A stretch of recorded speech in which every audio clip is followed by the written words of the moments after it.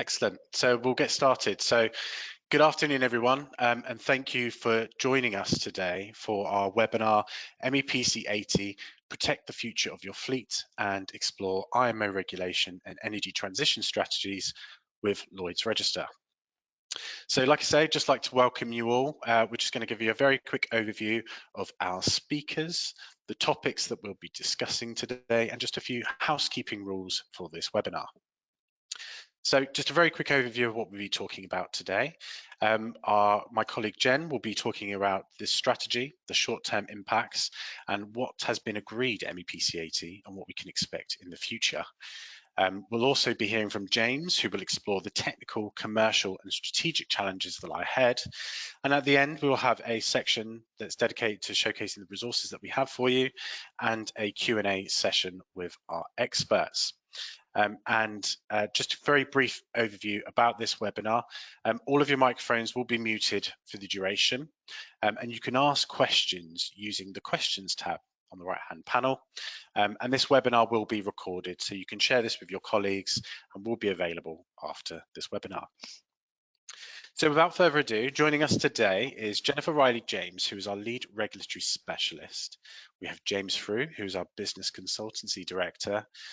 Mark Tao, who's Principal Regulatory Specialist, who'll be joining us for the Q&A session, and myself, Christopher Perry, who works in the Marketing Operations team. So let's get straight into it. Jen, I know that ahead of MEPC 80, much of the commentary was around the GHG emissions element and what the new targets and end goal may be. But MEPC 80 is more than just that, right, Jen?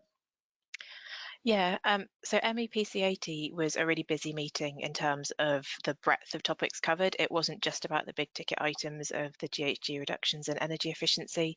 There were also a lot of other topics covered around pollution prevention, ballast water, looking at the establishment of special areas and ECAs, and marine plastics and fishing gear and the regulation of them in the marine environment. It's far too much to go into in any great depth today, but I just wanted to really focus on a few key topics, so particularly around the GHG reductions and energy efficiency, drawing in some of the pollution prevention items that have cross-cutting impacts potentially into energy efficiency measures, and also just really highlighting some of the key topics discussed for ballast water, where there's going to be there's lots of interest or key impacts on ship owners in the near future. Excellent. So before we come on to the GHG elements of MEPC 80 and where much of the focus has been, talk us through what's been agreed with regards to ballast water management. Yeah, so in terms of ballast water management, like I said, lots of topics, and lots of discussion. So really, I would advise you to go and have a look at the MEPC 80 report that we've pulled together. But the key things I wanted to highlight are the fact that a convention review plan was agreed, and this has been published as a new ballast water management circular. So this is really pulling together the information that has been gathered through the experience building phase of the ballast water convention, and it's set out 14 key areas that need to be reviewed and addressed as part of this review plan or the review process, and it sets out a timeline for this to be done. So the idea is that there'll be agreed amendments put forward that should be entering into force in 2026 around these 14 key areas that need to be addressed. Some of the other key discussion items at MEPC 80 were looking at the temporary storage of sewage and treated grey water in ballast tanks, and looking at the type approval of modified but already approved ballast water management systems. And both of these topics are going to be further discussed at MEPC 81, which will be of interest to some of the ship owners on listening today, because they're quite big topics of interest. The other thing is around looking at ports with challenging water quality, and trying to really bottom out the issues of operating ballast water management systems in these areas, of which there are many. And it was really noted that progress does need to be made on this, and it really needs to be concluded as a topic as to how these ballast water management systems are going to be operated going forward in these areas. very soon. So the idea is that this topic will be concluded by MEPC 81. So there'll be intersessional work going on this topic. So just something else to look out for, really. Brilliant. So let's turn our attention to the headline topic from MEPC 80, the GHG strategy. Now, Jen, can you take us through what was actually agreed? What are the ambitions? What are the targets? And of course, what are the measures? Yeah. So the strategy, obviously, like you say, this was the big item of the meeting where most of the focus before and during the meeting was set. And so this is really bringing the 1.5-degree target set by the Paris Climate Agreement into much closer reach of the maritime and shipping industry. It sets out strengthened ambitions around carbon intensity reductions through improved energy efficiency measures. So for new ships, this will be through strengthening the EEDI. For existing ships, this is looking at trying to achieve a 40% average CII reduction by 2030. Other ambitions have been set around trying to get uptake of zero or near zero emission fuels and energy sources, striving to for 5% uptake, but striving for 10% by 2030. And finally, there was the target agreed around getting to net zero GHG emissions from shipping by or around 2050, dependent on national circumstances. So at that high level, we kind of know where we're going and what we're aiming for. Between now and 2050, there have been some indicative checkpoints set compared to a 2008 baseline, where the shipping industry should try to aim for a 20% reduction in GHG emissions, but strive for 30% by 2030, and a 70% reduction in GHG emissions, but strive for 80% by 2040. So the idea behind these indicative checkpoints are to really kind of try and incentivize action now, and even out this transition towards net zero over the time period we've got available to us, rather than waiting until kind of the 11th hour for change to happen. And to do all to reach these ambitions and these checkpoints, there are a series of short, medium, and long-term actions or measures that will be developed. So we already know about the short-term measures because they're already in place, and we're familiar with these: EEDI, EEXI, CII, and SEEMP.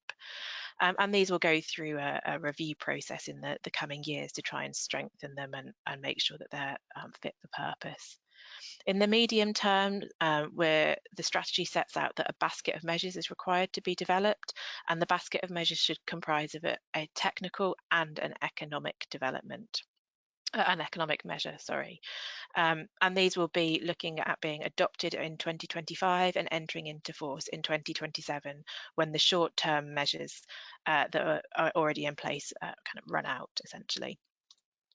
Longer term, we don't know what will happen. This will be pending a review of the strategy, and this review process will happen does happen every 5 years, and so the next one will be due in 2028. So what happens beyond that, we'll have to wait and see, but we can only see, our understanding today is that it's just going to be a continued strengthening of ambition to get towards that net zero target. So clearly, this is a revised strategy and strengthens ambition and sets course for the net zero emissions around 2050. But what impact is this really going to have on the regulatory framework that we have in place today? Yeah, so the regulatory framework we have in place today, we obviously were all aware of how the strategy has impacted MARPOL through the air pollution measures and energy efficiency measures that have been put in place. And we'll obviously continue to see strengthening of these, but we will also see movements around in other areas. So it's likely that we're going to see more around underwater radiated noise being discussed and developed, which will have impacts on the energy efficiency of ships. But the strategy also puts into place requirements for safety aspects and human elements around the decarbonisation of the shipping industry. And so I think we'll also see impacts on SOLAS, Loadline, the STCW Convention. So particularly from the safety aspect, we'll be looking at around topics like the energy storage, converters, abatement technologies, all of which will help to address aspects of safe ship design, looking at safety equipment, fire safety on board ship, safety management and ship security. And the human element aspect being driven by the GHG strategy will be coming around the crew competence and training that needs to be put in place to manage all of these new technologies that will be evolving and developed over the coming years. So lots of impacts that will happen and we will see happening as we go forward. So you mentioned impacts there. They're likely to be seen across the whole regulatory regime in the coming years as the strategy is implemented into real world measures. So let's look specifically at some of the topics that were discussed at MEPC 80. Are there any areas that we need to know more about in terms of measures impacting ship owners, or that may be used to meet the indicative targets set for 2030? Yeah, so in terms of what we're going to expect next and what ship owners can expect next to reach these targets, in the short term, it's really going to be looking at and reviewing the short-term measures that are in place. So we're, like I say, we're already aware of the short-term measures and how they work currently and some of the shortcomings perhaps. So there've been lots of proposals that have been submitted to the previous two sessions of MEPC, looking at trying to improve things like correction factors, looking at voyage adjustment metrics. But all of these are going to be wrapped up into a comprehensive review of the short-term measures that will happen between now and the 1st of January 2026. And they'll be looking at them in terms of the enforcement of short-term measures, their effectiveness, impact on states, looking at the data needs driving short-term measures, particularly around how the LCA guidelines, which will work on a well to wake basis, can be applied to the CII metric, and then also consequential amendments to mandatory instruments such as MARPOL, but elsewhere as needed. What will come out at the end of this process, we will obviously have to wait and see, but we would hope that some of the things that we will see will look at like port waiting times, enhancing the existing DCS system. I think we'll particularly see stuff around the strengthening of the EEDI metric, because this is specifically mentioned within the strategy itself. And amongst other things. So there may be things like correction factors that are looked at, incentivization, but we will really have to wait and see where the discussion takes us ultimately. Sure. And I'd just like to use this as an opportunity to invite our delegates to ask questions. There's a significant amount of subject matter we'll be going over today, so if there is anything you'd like our experts to discuss when we get to the Q&A section, please do make sure you leave your questions. So if you don't mind, Jen, can we take a closer look at the IMO DCS and the changes to the EEDI guidelines? Yeah, so one of the things that were discussed was, like you say, a revision to the IMO DCS and EEDI guidelines. So the IMO DCS revisions were agreed but not adopted, so they will be hopefully adopted at the next session of MEPC 81, and enter into force in 2025. But these are around looking at implementing reporting of transport work across across various ship types, and also increasing the granularity of reported fuel oil consumption data that's being collected, and particularly around this one, allowing non-anonymized data from a company's ships to be made public when it's requested. Around EEDI, there were two sets of guidelines that were amended, one on the Shapley system, addressing safety concerns and agreeing new reporting formats, and the other around the survey and certification guidelines, clarifying filling rates, the term filling rate that's used in the EEDI calculation, and making sure it's understood that it refers to a loading limit in the IGF code and or the IGC code. But for more detail on these, please see the MEPC 80 report that LR released the end of last week. So we know a bit more about how the short-term measures already in place will be reviewed and improved over the coming years. But this is all connected to amendments in MARPOL Annex 6, right? So you have told us about the cost-cutting regulatory impacts that the strategy is likely to have. Are we seeing any of this manifest in reality today? Yeah, so I think one of the key things that came out of MEPC 80 was the adoption of some interim guidelines or guidance on the use of biofuels within MARPOL Annex 6. And this is to really be used in lieu of further development of this topic within the LCA guidelines, which we can talk about the LCA guidelines shortly. But they'll be really key, I think, this guidance in helping us to have a much stronger uptake of biofuels in the short to medium term and help with compliance with the CII metric. So in particular, these guidelines set out requirements for certification, GHG reductions, looking at values for emission conversion factors and how correction factors should be calculated. Great stuff. And James, over to you. Do you think this is a solution for the industry, and have you seen much interest? Yeah, I think LR has seen huge interest actually, both from owners wanting to test biofuels, and in terms of both owners and charterers looking at whether this is a scalable solution. I think certainly at present we're seeing this more being around the margin, where you have a vessel maybe sort of on the cusp of a D rating. Can you, would potentially burning biofuels improve your rating, or at least your sort of recognition in terms of your sort of your decarbonisation trajectory? I think that the big challenge with biofuels is availability.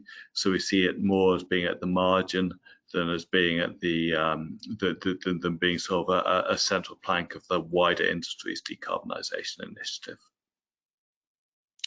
Excellent. So we're starting to see development of guidance around alternative fuels, such as biofuels. Tracking the fuels in the use in the future is going to be an incredibly complex task, I imagine. Is this something we can talk a little bit more about, please, Jen?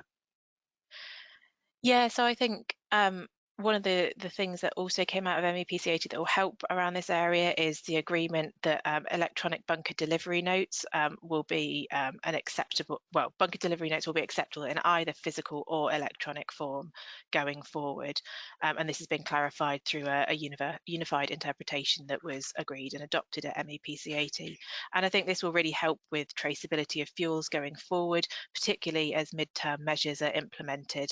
And we need to make sure that we've got a really good ability to trace fuels from being used to avoid double counting of emissions as both the technical and economic measures are developed and implemented.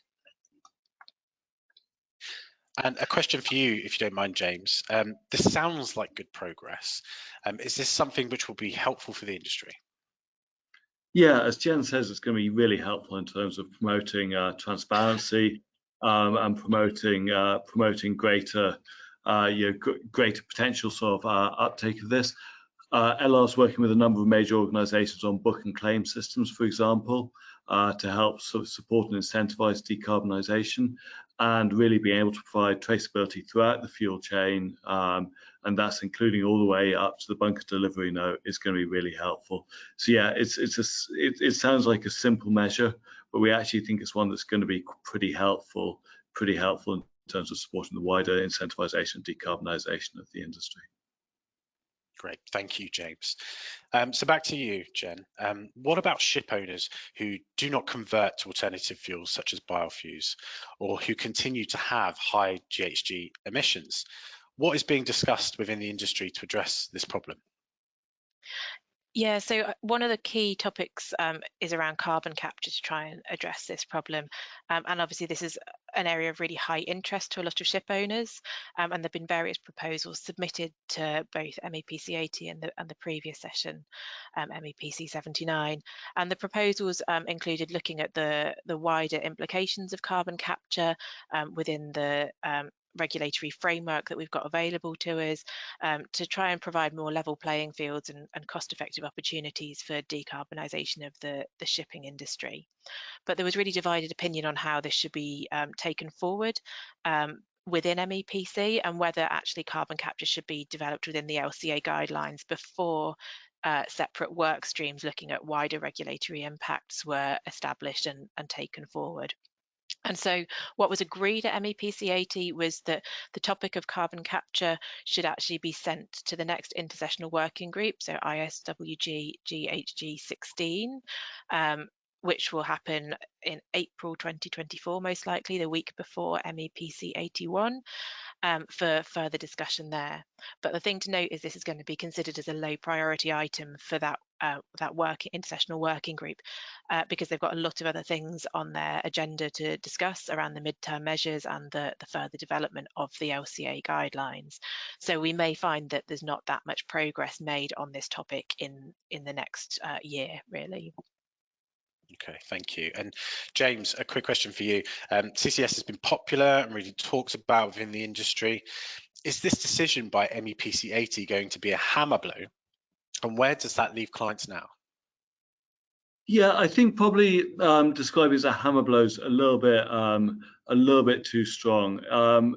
Certainly, some clients will be disappointed with this decision, but I think in reality, when we're working with clients on CCS and we're doing very active projects on potential application and retrofit CCS to a number of different vessel types, including container ships, cruise liners, etc. But I think what we're seeing is that really there are it's a case of sort of horses for courses. There's not one size fits all silver bullet. In some cases, cryogenics might look better. In some cases, carbon battery works quite well. It's very limited to specific routes under certain circumstances. So I think I wouldn't overplay the silver bullet nature of CCS. Sure, it is disappointing we haven't got greater clarity from the regulations, but in reality, we also need to recognise that this is a technology that's not fully mature, and yeah, it's perhaps understandable that the regulations are similarly not as mature as they might be. Absolutely, thank you. So back to Jen. There's been a lot of ground covered in terms of discussion points at MEPC 80, although clearly there's still a lot of detail that's required. Is there anything else that was discussed that would be useful for our audience to be aware of? Yeah, so I think there are a couple of topics around that came through from PPR around pollution prevention that will have impacts on energy efficiency of ships. So the first I want to draw attention to is the adopted biofouling guidelines, which basically the primary aspect of these was to look at the control and management of biofouling on a ship to minimize the transfer of invasive aquatic species. And this is a review of pre-existing guidelines to make a much more comprehensive and holistic set of guidance covering aspects like cleaning and maintenance, management plans and record books, anti-fouling system installation and maintenance, inspections, and action plans that need to be put into place. But I'm really drawing attention to these now because I think although these are not mandatory, so they can be applied if a ship owner wants to. I think if they are applied, they're going to potentially have impacts on the energy efficiency of your ship. So in the short term, having a look at these and applying them to your ship will help to try and meet some of the CII metrics that are in place and the targets that need to be hit at the moment. So that's one thing to really kind of look at. The other topic I just wanted to really quickly highlight was around underwater radiated noise. So MEPC 80 adopted some guidelines around the reduction of underwater radiated noise from shipping to address adverse impacts on marine life. And so these are out there again to have a look at and to use. But I think the other thing that was key was the fact that MEPC 80 decided to establish an expert workshop to look at the relationship between energy efficiency and underwater noise. And so that workshop will happen in September of this year. And I think it'll be really interesting to see the discussion and the conclusions coming out of that workshop and the next steps to be taken. Because again, improving underwater radiated noise can hopefully really help to start having beneficial impacts on the energy efficiency of your ships in the short term. Excellent. So I'd like to take this as a point just to take a step back here from what we've been looking at and go back to the strategy. So, clearly we know more about the short-term measures and the changes that are happening, but the strategy talks of a basket of mid-term measures. What does this actually mean, and how will it impact ship owners? Yeah, so basket of midterm measures are on the face of it a little bit cryptic, but essentially it means that there's going to be a technical measure developed and an economic measure developed, and this will all help to move the shipping industry towards this net zero GHG target that has been, or ambition that's been set. So the economic measure, we don't know exactly what that's going to look like. It's going to be something along the lines of either a levy system, so a flat rate per ton, for example, of CO2 that's emitted from a ship, a flat rate that we charged per CO2 ton emitted, or it could be a fee bait. So this is either a penalty that is charged or essentially an incentive that is given to ships that either over or under emit GHGs against a set baseline. How this will develop and actually evolve going forward, we don't know, but what we can say is it's probably going to be a highly politicized debate, and it'll be really interesting to see what comes out at the other end. The technical measure itself, we have maybe slightly more clarity on. There are two technical measure options available. One is the existing CII metric, which we've already discussed is going to be reviewed as part of the short-term measures review, particularly with the view to seeing if it can be applied on a well-to-wake basis using the LCA guidelines. And the other is a goal-based fuel standard, or GFS, which will set incrementally more stringent targets for the GHG emissions coming from fuels that are being used on board ships, most likely. And this would be something that would be underpinned by the LCA guidelines themselves on a well-to-wake basis. So we've got a better idea of what might come there, but again, it will be down to the ongoing discussions to bottom all of that out, really. Absolutely. And I know we've had a lot of questions on the LCA guidelines. Can you run us through them, please? Yeah, so the LCA guidelines, these have been adopted at MEPC 80. They've been a while in the development, and there's been a lot of work going on intersessionally and at the previous sessions of MEPC to get to this point where we can adopt them. But they're essentially looking at the life cycle GHG intensity of marine fuels. So in particular, they're looking at how the production pathways of marine fuels on a well-to-tank and a tank-to-wake basis. They're looking at the sustainability aspects of those fuels on a life cycle basis. Developing a system called a fuel life cycle label, which will be a technical tool to collect and convey information related to the life cycle analysis of the fuels and energy carriers. They set out default and actual emission values to be used in the calculations, and these will continue to be developed over time. I think the thing to note here is that actual emission values can be used to demonstrate superior GHG performance compared to default values that have been set out in the guidelines, but this would have to be subject to a third-party verification and certification to prove that. And finally, they set out information on the verification and certification of both the emission factors and the fuel life cycle labelling that we just talked about. It's quite light on the information on this verification and certification part at the moment, and we know that this is an area of future work where further guidance needs to be developed in the near term future. Perfect, thank you. So we know the LCA guidelines will be key technical measure in the future. I saw from your slide notes that there's an anticipated date of 2027 for these measures. Why are we only anticipating this? And surely ship owners need certainty to act now.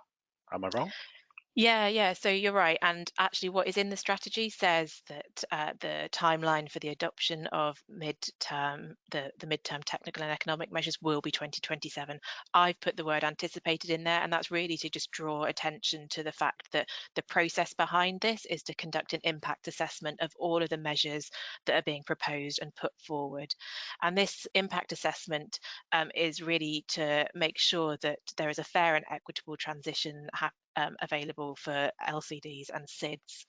And so if the proposals put forward don't meet the set criteria within the impact assessment framework, they may not be able to be progressed further for potential adoption within that time frame of 2027. So for all intents and purposes, it is 2027 that the IMO is aiming for to get these technical and economic measures out, but we will have to kind of just wait and see how that process evolves. I think that it'll be really interesting to see how it evolves going forward. And in the longer term, we know that the strategy is going to be reviewed by 2028. So there will have to be conclusions kind of made before then, as the strategy next comes up for a review. I think the longer term, we know that the trajectory of the strategy is going to be to strengthen it.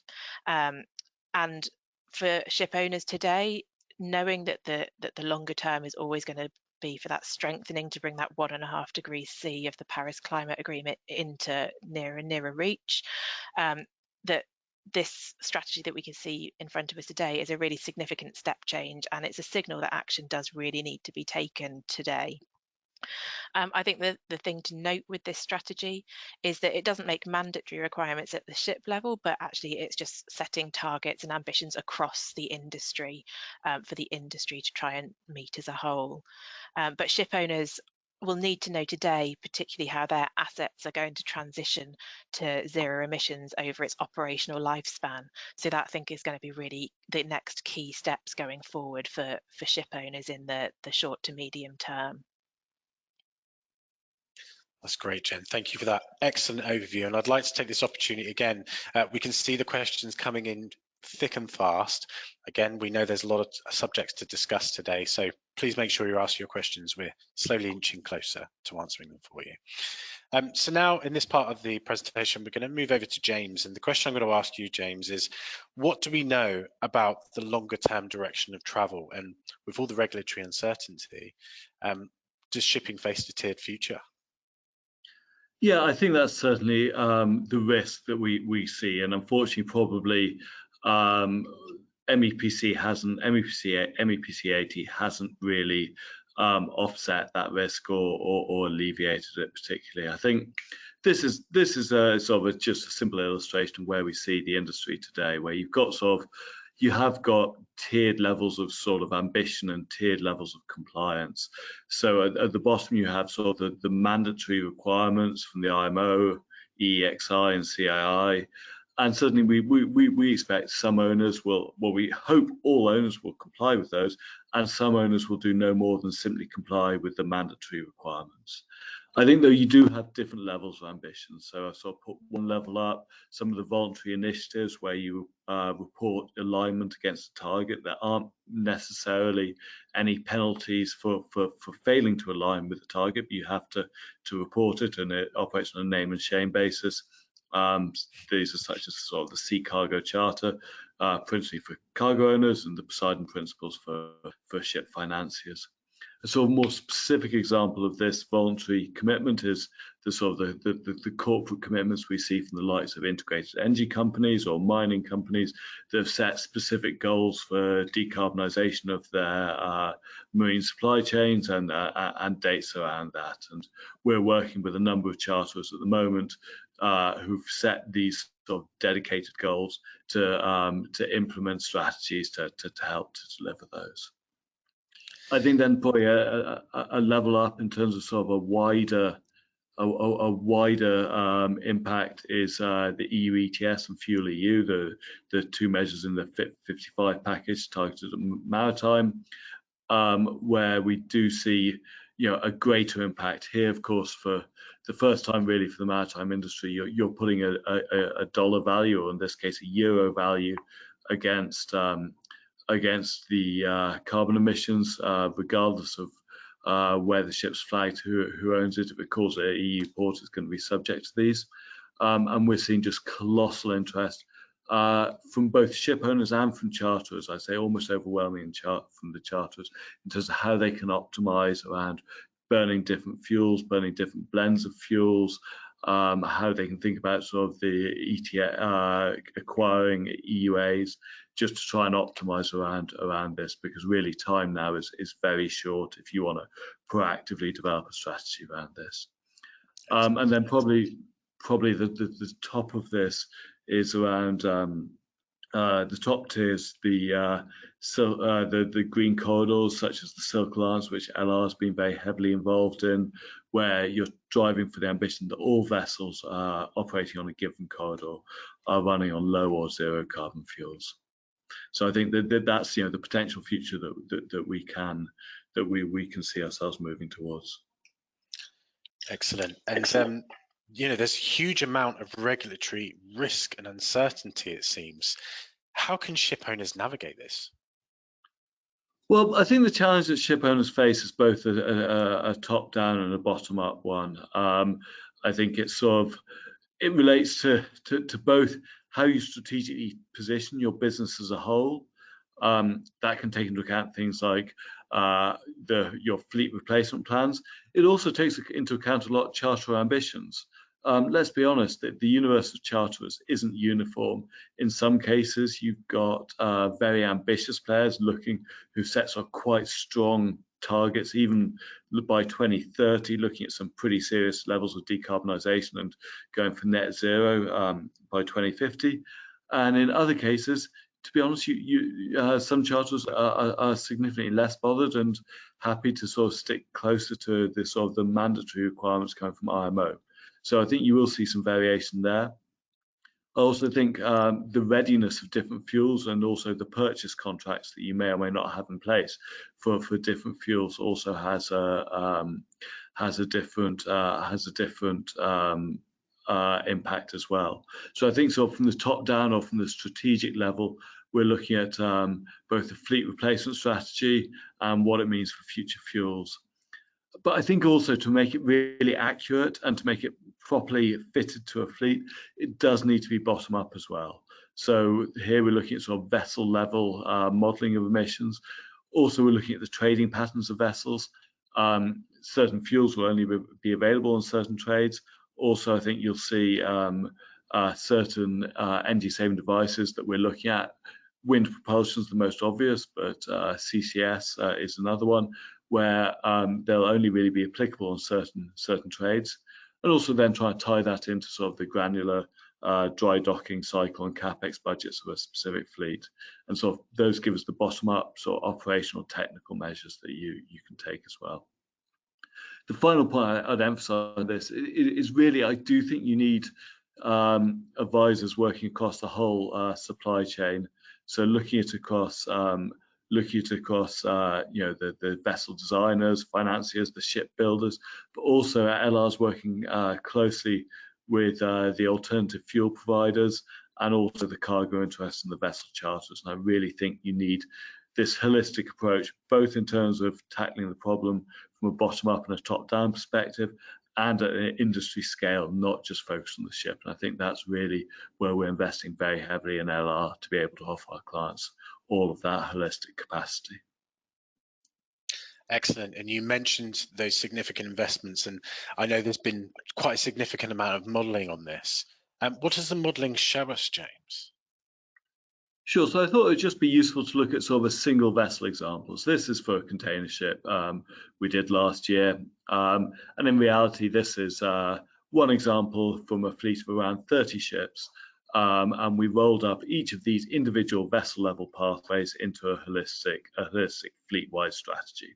So looking at this vessel, we started looking at it in 2022, and we knew it was going in for a dry docking in 2024. And basically what we set a trajectory for this vessel. In this case, the trajectory is pretty simple. It was keeping alignment with the equivalent of a CII rating of C. the owner also though was looking at sort of a total well-to-wake emission in terms of that CII rating. So the vessel's going to dry dock in 2024. We saw that looking out to 2024, just doing speed optimization would be sufficient to keep the vessel in compliance with that sort of stated owner trajectory. But looking further forward beyond the dry dock, more additional measures were going to be needed. So here in the dry docking, we fitted some energy efficiency technologies, not particularly dramatic or clever ones. We didn't look at things like air lubrication, but instead sort of just some optimization around the hull, around the propeller. And the combination of those energy efficiency technologies and ongoing speed and voyage optimization was enough to keep the vessel aligned with that trajectory up to 2027. Post 2027, though, we saw the vessel falling off the trajectory, even with the ongoing speed optimization and even with those energy efficiency technologies. So, as I say, this trajectory is being calculated on a well-to-wake basis.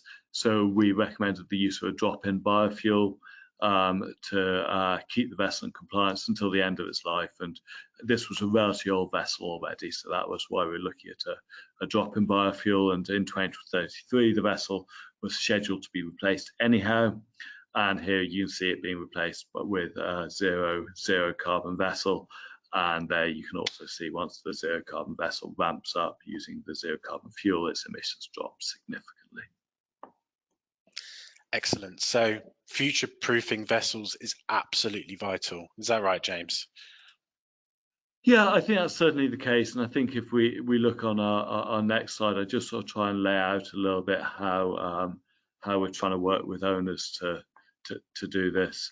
On the left-hand chart, this shows looking at this problem from an owner's perspective, capturing both the lost earnings from having a vessel that's not completely future fit, but also the accelerated depreciation that such a vessel could potentially see.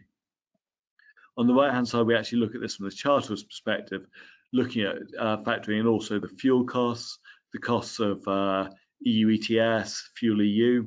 Also, we posit the potential existence of a global carbon tax after 2030. This was a scenario the charterer wanted to consider. And we also look to take into account the differentials in both operating cost and capex associated with different engine systems and fueling systems as well. So we are trying to, as I say, look at this from a holistic position, taking into account both owner and charterer's perspectives. Brilliant. And here at LR, we're already trusted advisors to a number of clients with their energy transition strategy projects.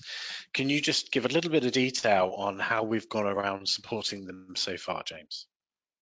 Sure, absolutely. So on this next slide, I show just a very high level this sort of approach that we're taking. And I don't know if the next slide's coming up, Chris, but basically we're taking a sort of a 5-stage approach. And this is a strategy that we've done with quite a number of ship owners now at a global level. So the strategy is in 5 stages. It's a modular approach. To begin with, we look at sort of baselining the fleet and the performance of the fleet. At the second level, we look at then defining a gap assessment relative to where the owner wants to be. And I'd emphasize that this is a modular approach. In some cases, for example, ship owners have already done the baselining themselves. In some cases, they need our support to deliver it. Once we've done the baselining and the gap assessment, we also look at the future fuel readiness. How does that future fuel readiness map onto actual trading patterns, and also what technologies will be appropriate according to the trading patterns as well. Stage 4 is the sort of techno-economic model. I showed an output of that in the previous slide, one of the previous slides, where we look at sort of individual vessel-specific pathways and what the optimal pathway will be, both from a cost and a revenue perspective, take into account each different vessel and its consumption profile and SFOC curve. And then stage 5 is rolling all of this together at a fleet level, looking at how each of those different pathways will combine to help the owner decarbonise. Excellent. So LR already has strong energy transition capabilities. Would you just give us a quick overview, James, of how our clients rely on us as trusted advisors through their decarbonisation journey? Sure, absolutely. This is an area LR has made huge investments in the past 4 years in particular. Of course, I think as Jen's demonstrated, we bring the regulatory the regulatory experience, the regulatory knowledge, and we really bring it in spades. We have a almost unique position in terms of sort of the level of exposure we have at IMO and within the regulatory bodies. We're also, of course, at LR. I think everyone recognises LR's technical expertise, and the transition is both a technical and a commercial challenge, but the extent to which we have that technical expertise is really significant. I think one of the big areas where we've made these sort of significant investments have been around building up our data libraries on energy saving devices. That's both from acquiring real-time data, voice performance management systems such as those deployed by I4, and our digital solutions more broadly from OneOcean, which is we now have across 20,000 ships, so a significant portion of the fleet feeding in data to us. We've also carried out detailed modelling, continuous performance testing as well on a number of energy saving devices. So we really see this as something as a differentiating factor. And to be honest, when we come to look at these energy saving devices and their applicability to ships, having quality data is something that we really need. And then I think that the final point is something very close to my own heart. The energy transition is, of course, it's a technical challenge, but it's also a commercial one. To be honest, if it was just technical, it wouldn't be that difficult. The huge challenge is how do we pay for that technology? How do we pay for it to be deployed at scale? And really, this is what my team's working very hard on, both with ship owners and with charterers and with shippers and with fuel suppliers and with the shipyards. How you can build your business models to support that decarbonisation challenge, and ultimately, which of those potential decarbonisation pathways is going to be optimised from a commercial as well as a technical perspective. So yeah, huge amounts of investment, huge amounts of work going on these topics. Brilliant. Thank you very much, James. So I'd just like to take a moment there just to thank all our panelists for sharing their expertise. And before we jump into the Q&A section, and again, final reminder to get your questions in, I'd just like to share very quickly some of the key resources to support your journey to decarbonisation, and a new resource, which was actually released yesterday.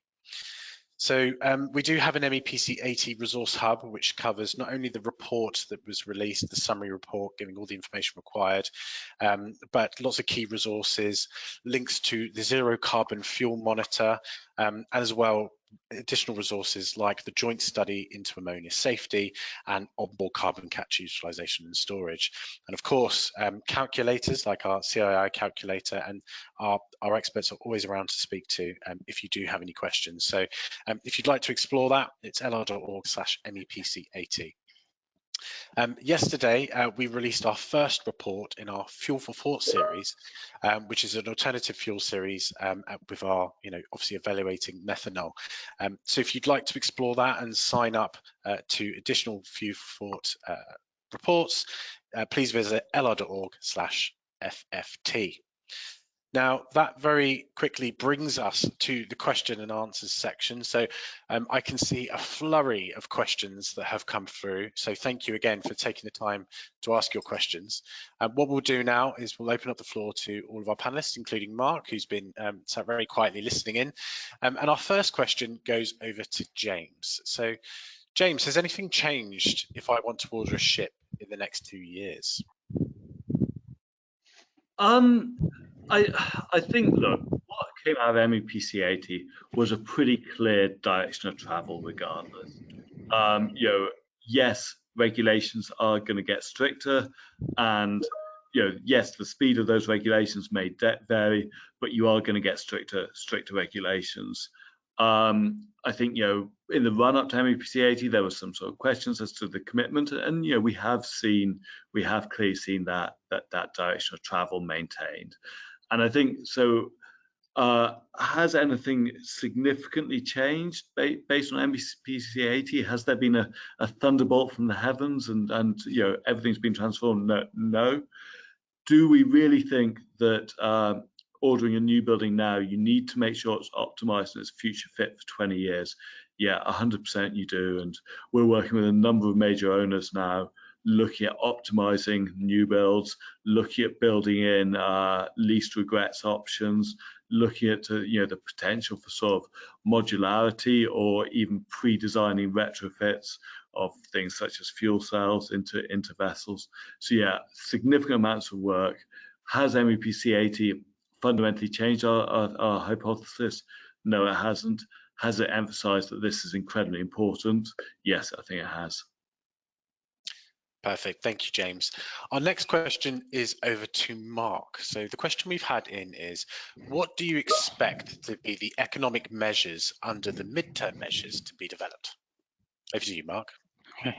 Thanks, Chris. The economic measures could be a range of things. At the moment, it's quite unclear. There's a few things that are on the table. So there's a levy that's being discussed. There's a fee-based system, which is like a reward and sort of almost punishments way of operating. And then there is a the other one is like an emission trading scheme type of arrangement. At the moment, the levy seems to be partly off the table. There's some countries that are quite anti a levy because it really disincentivizes their trade to market or from them receiving goods from a market. So it really is quite a bad system for them in their consideration. So it's still up in the air, but levy is probably more off the table than on at the moment, and we're waiting to see what the member states at the IMO come up with over the next year or so. Great, and I'll stick with you for the next question, please, Mark. Do you now expect greater fragmentation in the regulatory framework? Yeah, I think we do. At the moment, because the EU certainly has suggested that unless the IMO puts in place really stringent requirements that meet their own requirements, they will continue to have EU requirements. There's talking with the US proposals on the Clean Shipping Act that they will do something very similar to the EU. So if the IMO put in place more stringent requirements, the EU and the US could potentially take their requirements away. But at the moment, that doesn't seem to be on the table because the IMO requirements aren't meeting the 1.5 degrees Paris requirement. If in 2028 and review the requirements are changed and maybe made a bit more stringent, then there's a chance that the EU could review it and take their requirements away. But that's in the future. We'll have to wait and see. Brilliant, thank you. The next question is for Jen. What is the likelihood of CO2 capture being permitted to offset emissions? Can we get approvals now? Yeah, I think that's a good question, but I'm not sure there's an actual answer to it at this stage, and it's a bit like looking at a crystal ball, really. I think there is obviously concerted discussion that will go on within carbon capture. How that's going to ultimately sit within the regulatory framework, we just can't say at the moment. And it's really going to be a matter of how the discussion evolves within the context of the LCA guidelines, and then ultimately a wider regulatory framework.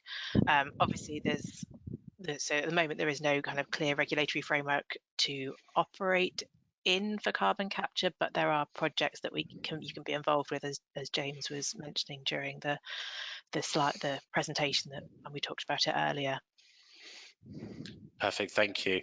There's a question coming saying, will the recording for this be available for distribution? Yes, what we did hold a webinar last week. We're collating all of the questions from this and the previous webinar, and we will send everyone a recording as well as all the answers to the FAQ. So we're expecting to send that out within the next day or so. Next question we have here is for James. So the question says, hi, thanks for that vessel-based practical simulation. You did just mention air lubrication systems. Can you please be more detailed about why you did not include that technology? What does it depend on the vessel type in this case? Thanks for more details about alternative technologies. Just heard the CEO of MSC Germany saying that they count on LNG as a bridging technology, but there is also to read that LNG is actually worse for air quality and overall consideration. Thank you for your thoughts. Over to you, James. Yeah, well, I guess there's 2 points there on the air lubrication systems. I mean, basically, I think with air lubrication, there are various different considerations you have to take into account, including the weather conditions the vessel will be sailing through, the route, the speed, of course, things like the draft. In this case, though, actually was a very simple answer.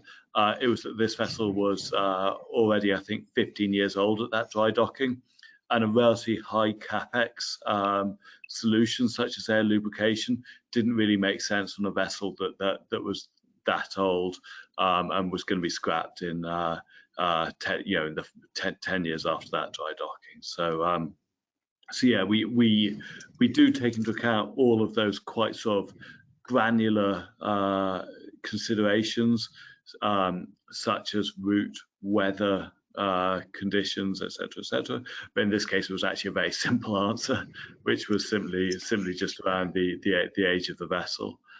On LNG, I mean, look, I think there's probably this is one of the most controversial topics in shipping, I'd say, with some pretty big discussions more broadly around this. I think probably it's not fair to try and, just given we've got 4 minutes left, try and give a balanced view on this.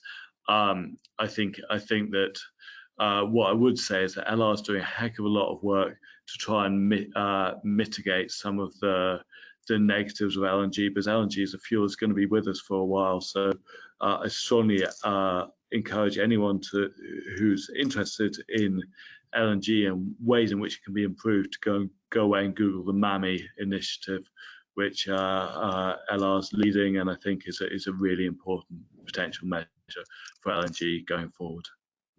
Excellent, thank you. We've got time for one final question, which I'm going to ask Mark. We've got a question here that says, when are the instruments from MEPC 80, such as MEPC 0.37680, expected to be published? Yeah, thanks, Chris. That'll be coming out as soon as the final report of the MEPC 80 meeting is produced by the IMO. We have a draft copy at the moment, but the final version will be out probably in about 6 to 8 weeks' time, and it'll be on the IMO website. Excellent, thank you. So I am afraid that is all we have time for today. So I'd just like to thank you all for taking the time out of your busy schedules to join us.